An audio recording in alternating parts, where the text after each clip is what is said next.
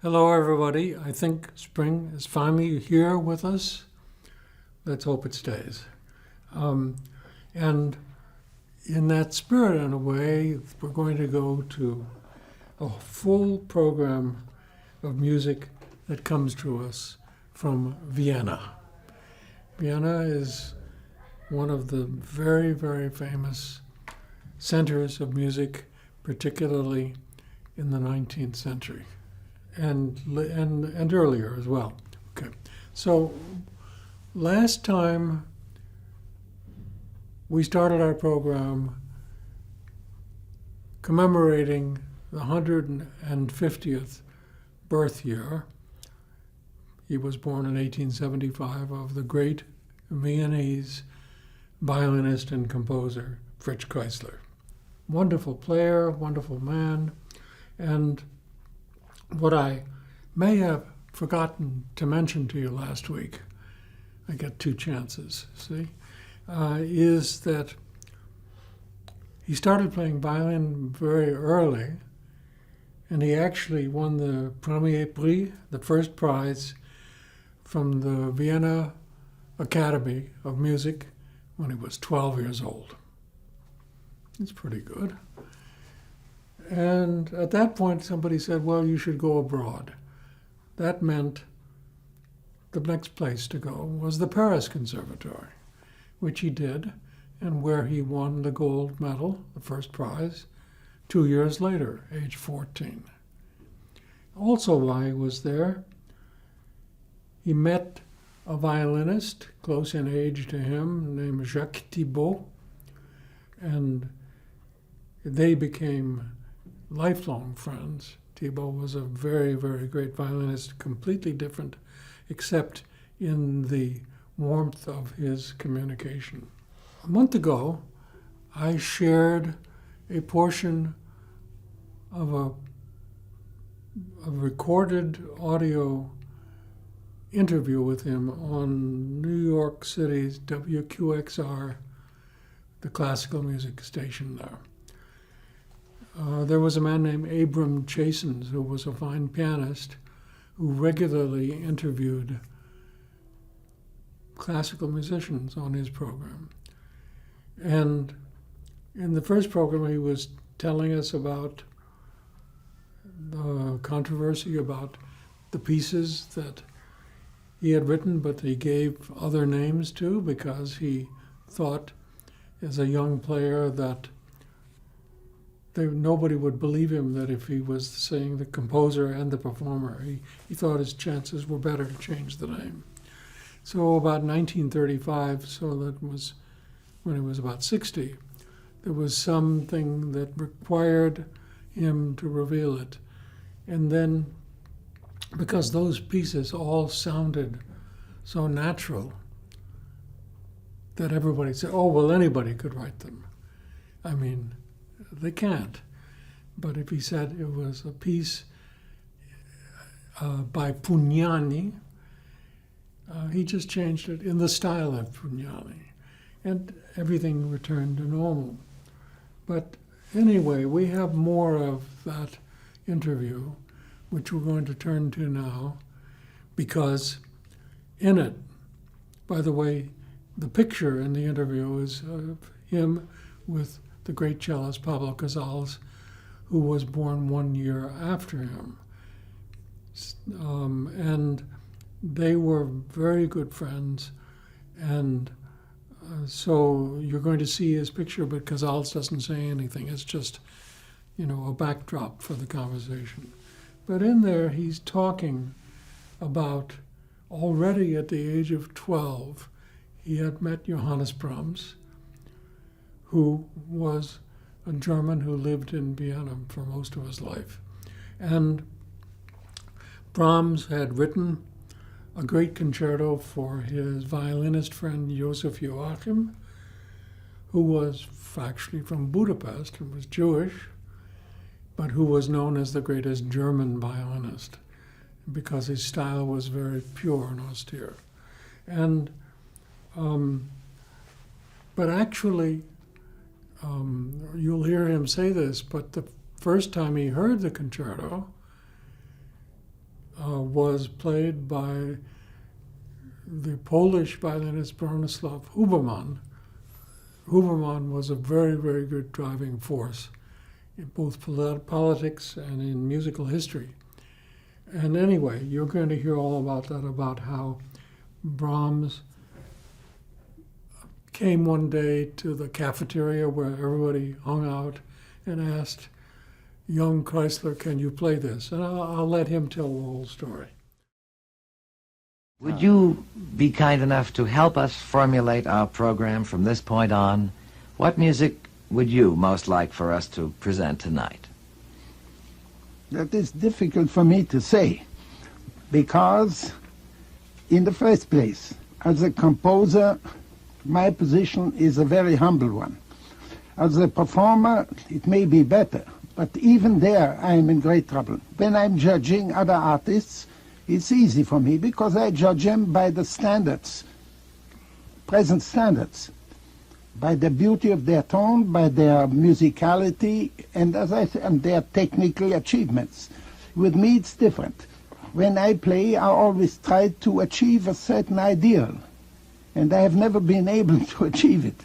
When I came near it, and when I advanced in age, well, the ideal had progressed too, so that I came never near it. So for that reason, it's very difficult for me to tell you what I like best and what I don't like best. Yes, but you have just given us the definition of a truly great artist, one whose ideals always are far ahead of his ability to achieve them. And we would expect just that of you, Mr. Kreisler.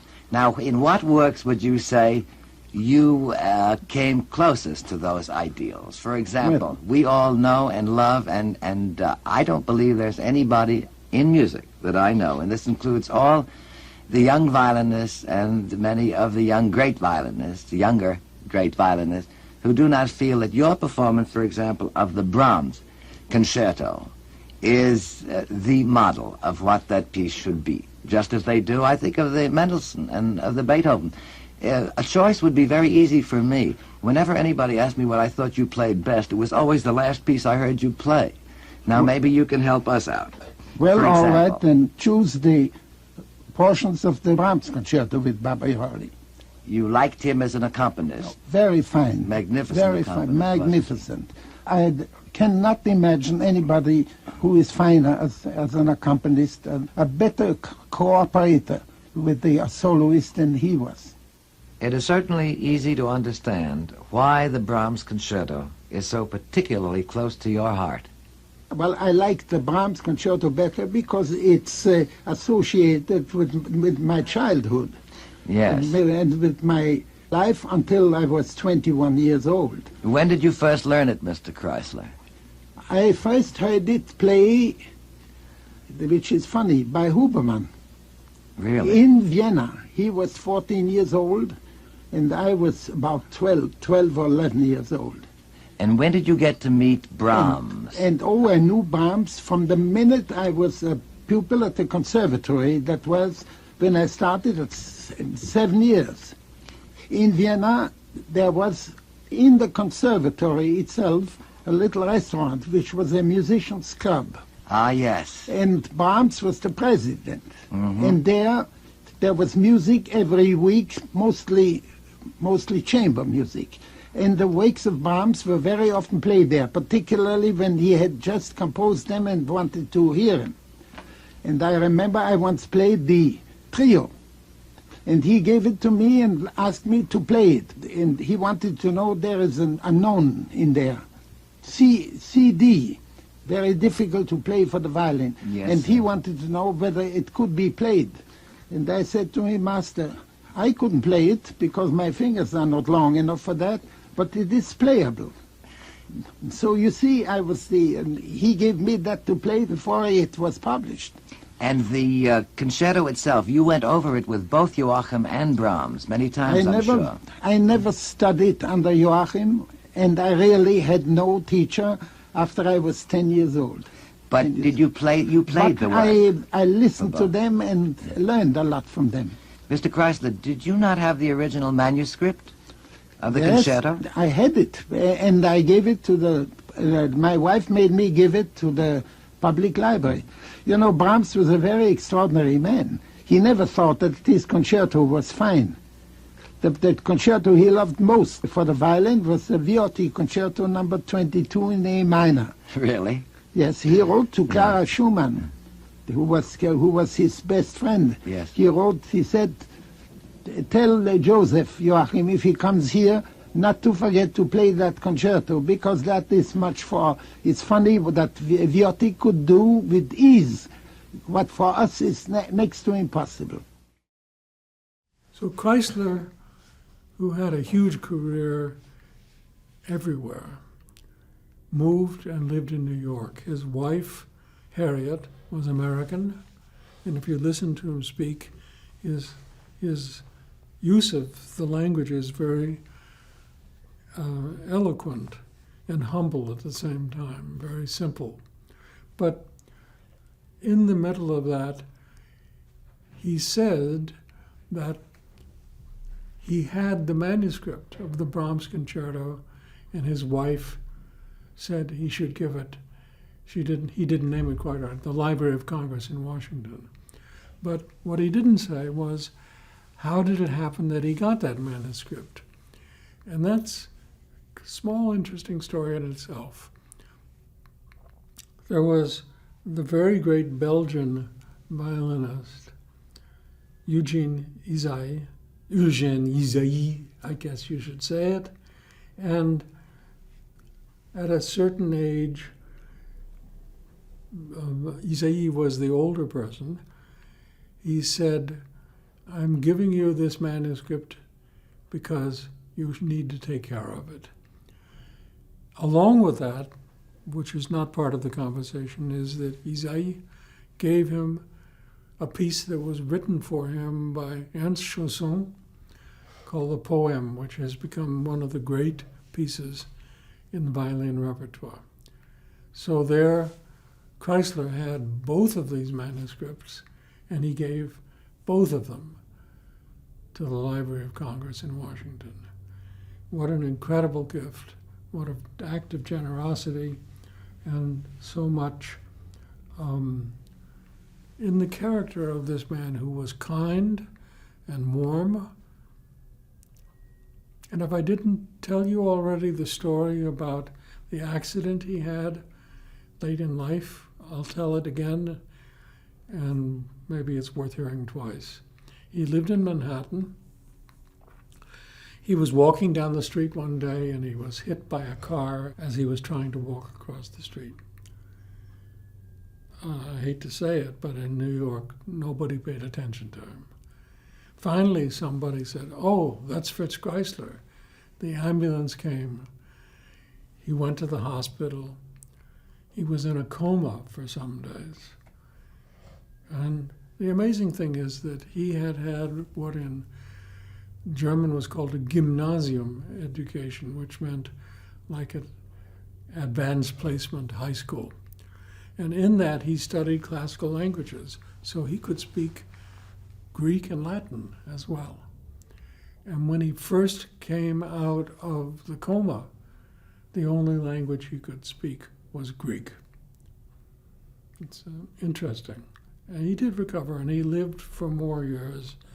And everybody paid attention to him because he was a kind, good man and didn't really want anything from anybody. So just one more time so you can hear him again on a YouTube audio. You're going to hear him play a piece he wrote and acknowledged he wrote called Timbre Chinois. That means Chinese tambourine, the thing you shake like that. And the playing is just jaw-dropping. It's from 1936, when he was then about 60 years old with piano. And it just really warms my heart to hear, so please listen to it.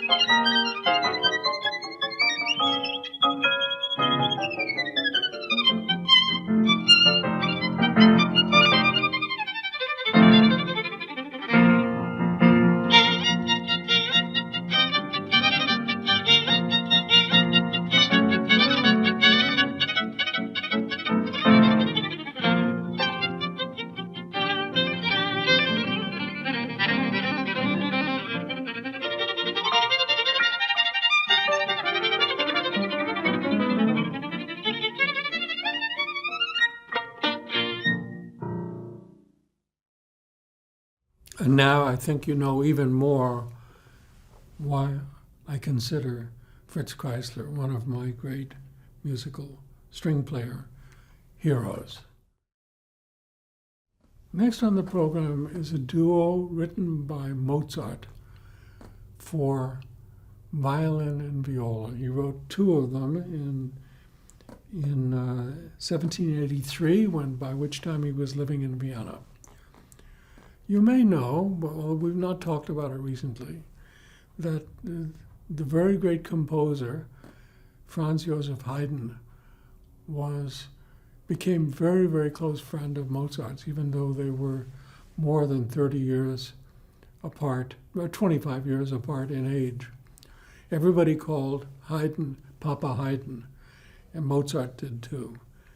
And Mozart always said that he had learned how to write string quartets from the example of Haydn, which was, he wrote more than 80 of them.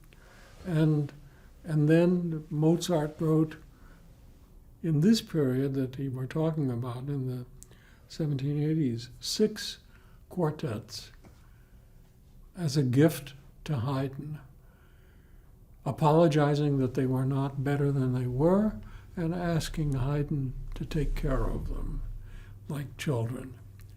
It happens, those 6 quartets by Mozart dedicated to Haydn are considered the cornerstone of string quartet repertoire. Well, the reason I'm telling you that is because Haydn had a younger brother, I think about 5 years younger, who came from the same village in Austria, which is part of now of Hungary, and the same path as Haydn. He became one of the Vienna boys' choirs, and after all of that, he became a good pianist and a composer. And he needed work, and because he was also very good, he found jobs, and the main job that he found was in Salzburg. That's where Mozart was born. And he lived there for most of his life.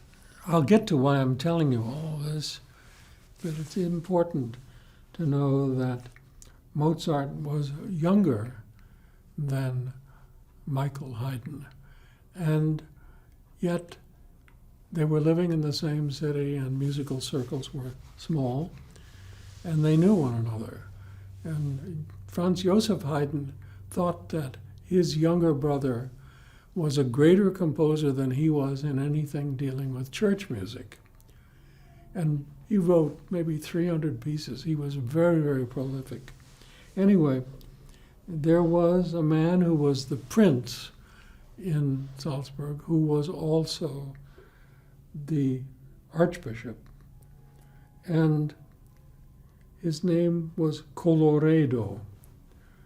And he kind of held all of the controls over everything that happened to classical music in Salzburg. Salzburg, by the way, is where Mozart's father was still living. And Colloredo, I have to say it right, was a very insistent man. He wanted pieces.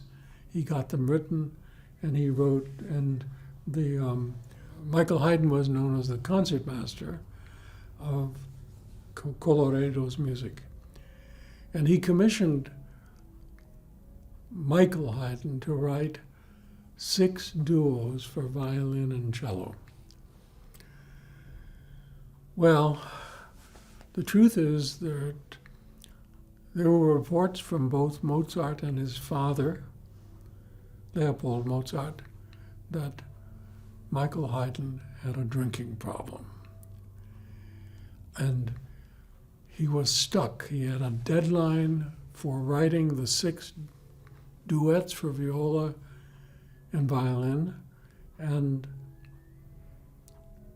he couldn't get them finished in time. He had written only 4 of them. So somehow or other, our Mozart, Wolfgang, heard about that and said he would write 2 duos for him, sufficiently similar in style, so that when Colloredo was given the manuscript of them and heard them, he wouldn't guess what had happened. In fact, there are two wonderful pieces by Mozart, and they are now have K numbers, the Koelschel catalog numbers, and we're going to hear one of them tonight in B-flat major. It's a wonderful piece of very, very high-level Mozart, right in his prime of period, where anything he wrote was wonderful. And so the piece we're going to hear tonight is the 1-424, K424, in B-flat major for violin and viola. It's in 3 movements. They're all wonderful. The last one is a theme and variations. This concert is the last of the season. And I told you already we're going to have a full Viennese program. And so who do we turn to? Who's left? Well, somebody like Brahms, who wasn't born in Vienna but chose to live there. It's none other than Ludwig van Beethoven. Beethoven was born in Bonn, which for a long time was the capital of Germany when Germany was a divided country during the Cold War. And Bonn had a very rich musical life. And so Beethoven, who was born in 1770, became famous very early because he was a fabulous pianist and improviser. He was, by the way, also professionally a violist in the orchestra of the Elector of Bonn. And in that environment, it was a very rich environment. There were a lot of really wonderful young musicians and good teachers.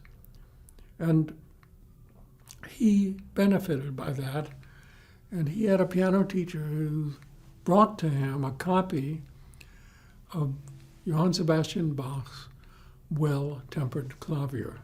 And Book 1, I think, is what was brought. And so that was not easy to come by, but it reached him.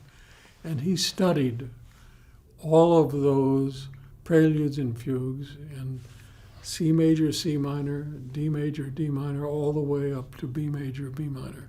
So a book of 24 keys and 48 pieces, prelude and fugue. And he knew them all pretty well. But truth to say, at that point in his life, in which he was becoming famous for his ability to improvise and play piano in general, he had his eyes set on Vienna. And the reason was because the composer that he admired most at that point in his life was Mozart. He went first to Vienna for a visit in 1790, trying to find Mozart. It's not clear whether they ever met, but had to go back to Bonn very quickly because his mother was in failing health, and she died then. And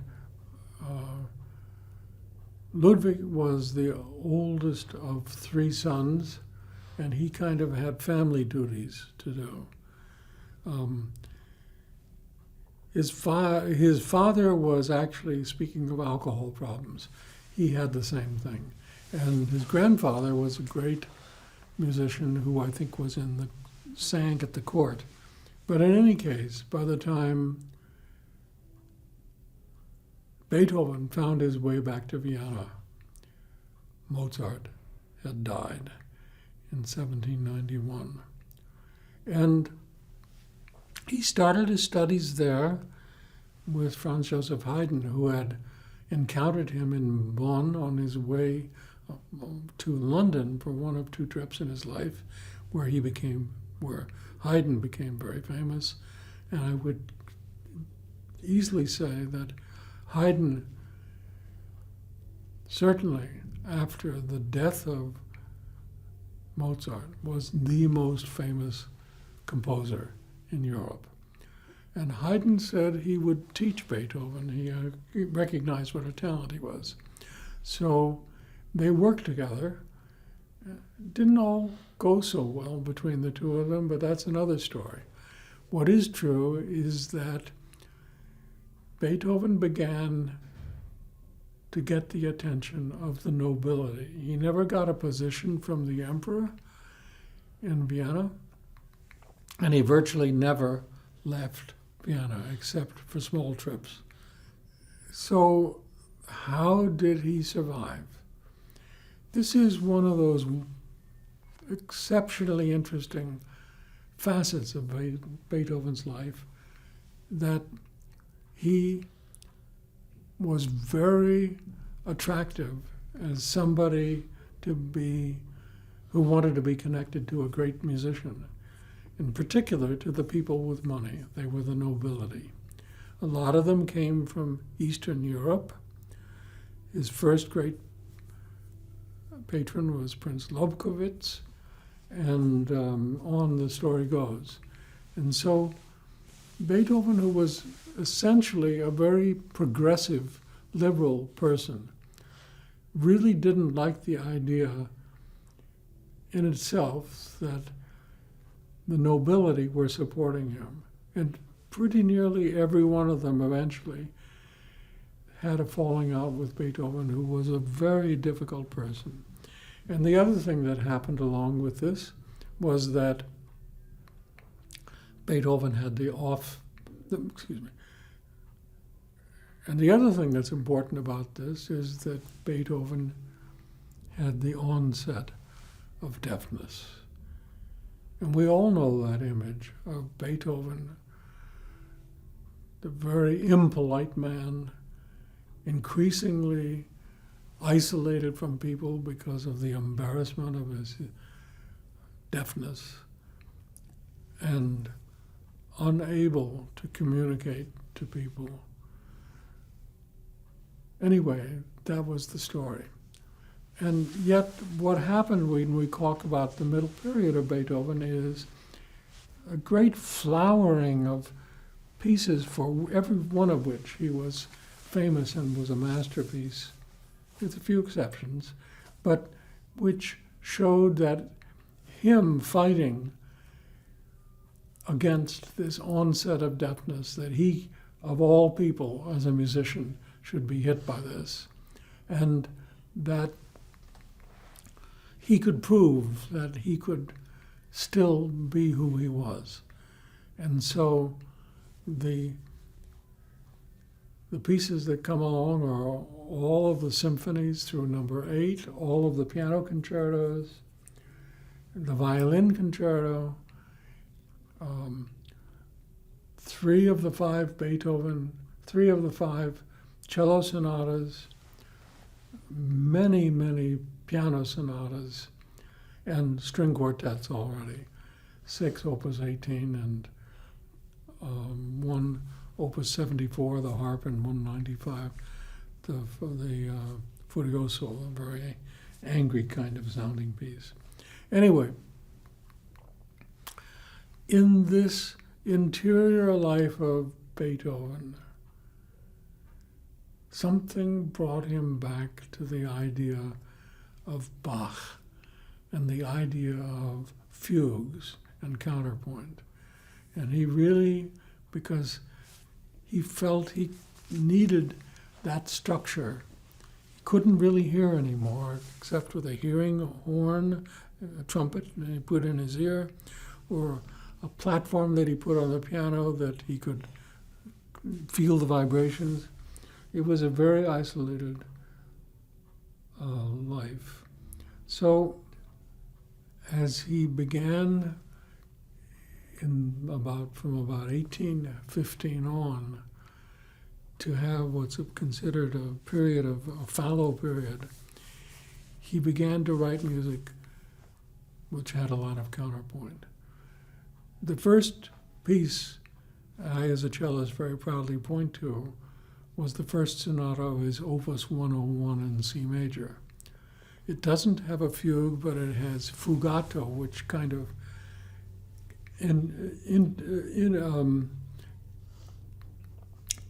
imitation. And then he came to his second sonata in D major, which actually ends with a fugue. And the fugue is not easygoing for the people who knew Beethoven's music from the middle period. They said, what's happened to this man? He's isolating himself, he's deaf, he doesn't communicate, he's angry, he doesn't like people, he's gone crazy. And yet, even though that first fugue in D major, Opus 102, number 2, was hard listening, it was really the opening of a pathway for him to some of the greatest music he ever wrote. In between that time, he wrote the Ninth Symphony. I don't have to tell you about it. Huge, has fugues in it. The Missa Solemnis, the Solemn Mass, has fugues in it. He was very much on that path. And then there was a Russian nobleman from St. Petersburg who was an amateur cellist named Prince Golitsyn, who said he wanted anything Beethoven would write, and he would pay him for it. And, well, that's the way Beethoven lived. So the deal was he was going to write 3 string quartets. Now, in that period, sometime before then, Beethoven was thinking again about the well-tempered clavier. And the last fugue in B minor in that had lines that went da-dum, ba-dum, ba-dum, ba-dum, that kind of in its fugue theme. That fascinated him. And actually already in the cello sonata fugue, he writes a fugue, da ya da da da da dum dum ba yum bum bum ba yum ba. Those 4 notes actually are like from the Bach fugue. And while he had written the first of his late quartets, called Opus 127 in 1824, it doesn't have a fugue in it, but it was clearly that Beethoven was on a new path. And that was the first of the Golitsyn quartets. And then he got more and more captivated by these 4 notes, which I could sing for you. Da da ya dum, which in one setting would be G sharp A F E. And those 4 quartets, whether they were turned upside down or inside out, became really, actually, more than a fascination for Beethoven. He was just going to do everything he could with them. So the next quartet he wrote, which came with the opus number 132, we'll back up on that, starts with those 4 notes, with a long fugue based on that. That piece is famous for the holy song, Heilige Dankgesang, about, in the Lydian mode, about his recovery from a recent illness. And you have to know, with Beethoven in this period, was one illness after another, and the hearing got worse. And then he finally came to the last one, which is what we're going to hear in this concert, 131. And it carries the opus number, I don't know why it's twisted around exactly, of 131. That is a piece that he finished in 1826 and takes those four notes for a fugue at the beginning. Da, da, da, da, those four notes twisted around, and is an amazing piece. And two things quickly to tell you about it. Of all that late music of the quartets, Beethoven said, "This one is my favorite." That's quite something powerful to say. And I wanted to mix into that, and then I'm going to talk a little bit about the quartet, the fact that in this fallow period of his time, Beethoven had a lot of family problems. And I'm not going to go into the whole thing, except he had a nephew, Karl, K-A-R-L, who he thought was not being properly brought up by his brother. The brother died. Karl was given under the protectorship of his father's widow and his uncle Ludwig. And there was nothing but trouble in that, because Beethoven was sure that the widow was absolutely the wrong person to be responsible for his nephew. Remember, Beethoven never married, never had children, was deaf, was isolated. And imagine during all of this time, by the way, I should say before this time somewhat, Karl couldn't take it with his uncle, and he tried to kill himself. And he survived. But because there was a nobleman who was an army person named, I get the name here, Stettelheim, Baron von Stettelheim, that he dedicated this Quartet 131 to that man for straightening out the life of his nephew, getting him a commission into the army, and life got better. But all the time, can you imagine that Beethoven is struggling with his own demons, struggling with the family issues, and fighting for his artistic life by writing these great masterpieces. So that's what happened. And before giving you just a few words about the piece itself, I can tell you, you remember now, Beethoven dies in 1827. Who was still alive in Vienna? Franz Schubert, younger than Beethoven, who died 1 year later. Schubert had carried a torch at the funeral procession of Beethoven. Obviously was in awe of him. And it's probable that the two men never met, even though living in the same city. In any case, a few weeks before Schubert died in 1828, a quartet came, and Schubert wanted to hear Opus 131 and was so overwhelmed and moved by it, as this is music can't be any better. So that's what we're about to hear. And I'll just tell you really very few words about it.